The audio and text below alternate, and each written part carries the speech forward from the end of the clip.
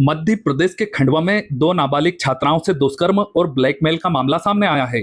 दोनों दलित हैं और आसपास में रहती हैं। इंस्टाग्राम पर दोस्ती के बाद आरोपियों ने उन्हें घर बुलाकर दुष्कर्म किया और न्यूड वीडियो कॉल रिकॉर्ड कर ब्लैकमेल करते रहे।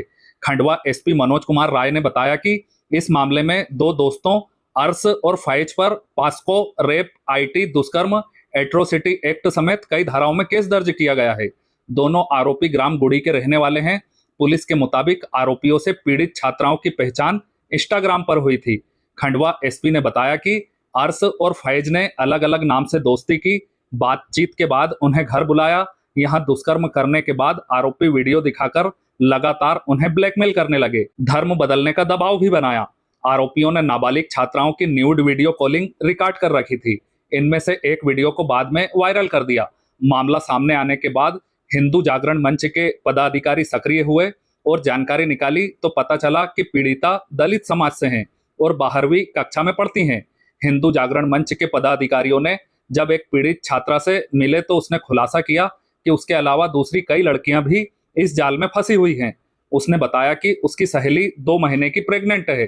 पिपलोद पुलिस ने दोनों नाबालिगों की शिकायत और बयान के आधार पर 2 केस दर्ज किए हैं।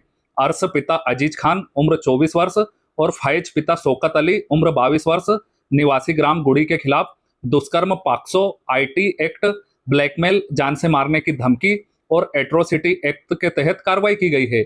एक केस में दोनों आरोपी शामिल हैं, जबकि दूसरे केस में एक आरोपी पर कार्रवाई की गई है। देखिए, आप सभी देख रहे हैं कि खंडवा जिले में लगातार जो है लव जिहाद की घटनाएं बढ़ती जा रही है। हमने कई बार शासन प्रशासन से मांग किया है और इसमें एक चीज नया देखने को मिल रहा है कि नाबालिग बच्ची और जनजाति समाज के बच्चियों को टारगेट किया जा रहा है।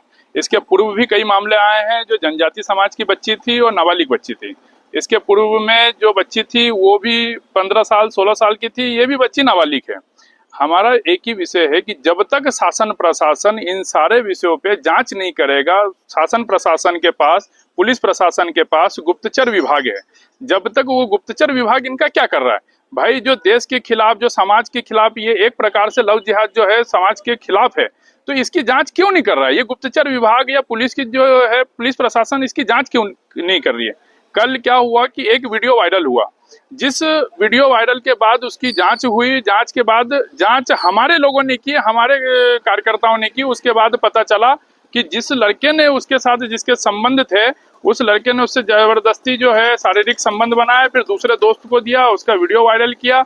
उससे फिर जांच में पता चला कि एक दूसरी बच्ची के साथ भी इस प्रकार की घटनाएं हुई है। वो भी जो लड़के ने वीडियो वायरल किया था उसी ने इस प्रकार की घटनाएं की थी।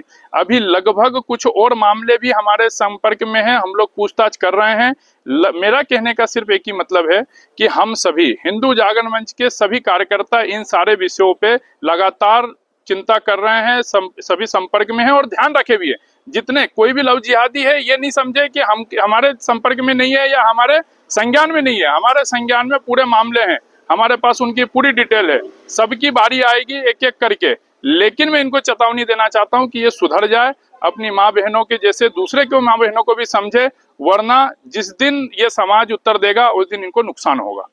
नाबालिग बच्ची है, उसने आके थाना पिपलोद में सूचना दी थी कि वहाँ पे गुड़ी के पास का रहने वाला एक लड़का है, उसके साथ पिछले कुछ समय से कुछ वीडियो बना के ब्लैकमेल कर रहा था और उसका एक साथी भी था और पिछले कुछ समय से ब्लैकमेल करके उसके साथ रेप की घटनाएं की भी उसने बताया कि मेरे साथ घटना की थी। इस घटना पे तत्काल थाना पिपलोद में एक बलात्कार और जो उसके लिए शादी का दबाव बनाने की घटनाक्रम किया जा रहा था, उस पर से एक प्रकरण पंजीबद्ध करके उस प्रकरण का जो मुख्य आरोपी है उसको पुलिस ने हिरासत में लेके उससे पूछताछ कर रहे हैं। इसी घटनाक्रम में एक दूसरी लड़की भी सामने आई, जिसके द्वारा भी बताया गया कि उसको भी टारगेट उसी 2 आरोपियों में से एक आरोपी द्वारा किया जा रहा था। उस घटनाक्रम में भी एक प्रकरण पंजीबद्ध थाना पिपलोद में ही हुआ है, उसमें भी नामजद आरोपी है। दोनों आरोपियों से इस बारे में डिटेल जानकारी लेके पुलिस कार्रवाई कर रही है। डीएसपी हेडक्वार्टर इस पूरे मामले की संवेदनशीलता को देखते हुए स्वयं विवेचना उनको दी गई है। इसमें और भी जो तथ्य हैं, मोबाइल के डाटा है और अन्य जानकारी है, उससे भी हम लोग निकाल रहे हैं कि जो 2 लड़के हैं, इनके अन्य भी कोई किसी तरह के तार किसी अन्य लड़कियों से या अन्य किसी गैंग से तो नहीं जुड़े हैं। इस पहलू पे भी हम लोग इस पूरे मामले में जांच कर रहे हैं।